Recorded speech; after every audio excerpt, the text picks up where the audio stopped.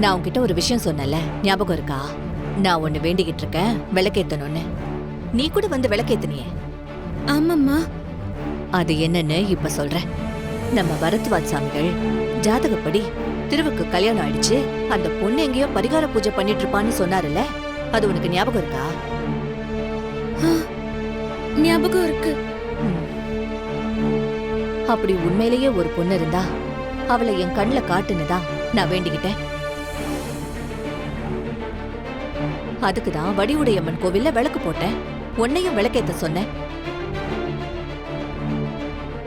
நான் போன அன்னைக்கு அதே நேரத்துல ஒரு பொண்ணு திருப்பேரையும் நட்சத்திரத்தையும் சொல்லி அங்க அர்ச்சனை பண்ணிருக்கா.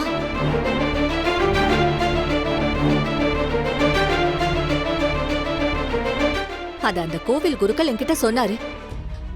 ஒருவேளை அந்த பொண்ணுதான் திரு கல்யாணம் பண்ண பொண்ணா இருப்பாளோன்னு நான் கோவில் முழுக்க அவளை தேடி பார்த்தேன்.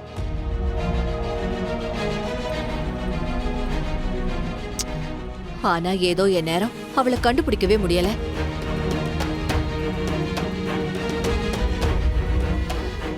அப்பதான் குருக்கள் போன் பண்ணாரு. நீ கூட அன்னைக்கு போன் எடுத்து கொடுத்தியே.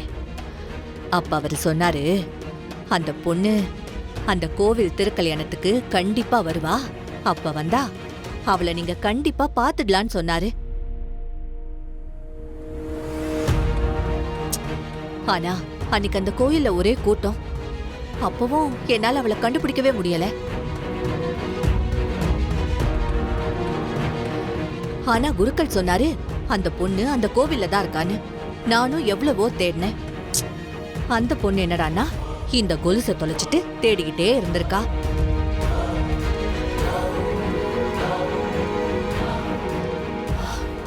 அன்னைக்கு அவளை என்னால பார்க்க முடியலனாலும் அவளோட கொலுசு எனக்கு கிடைச்சது.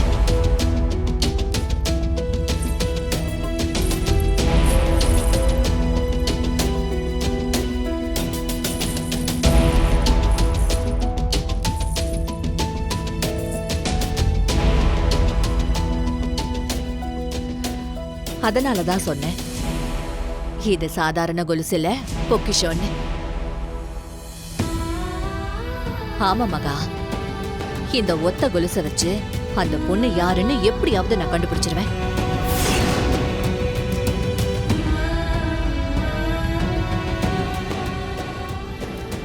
அப்பதான் இதுக்கு பின்னாடி இருக்கிற உண்மையெல்லாம் எனக்கு தெரிய வரும்.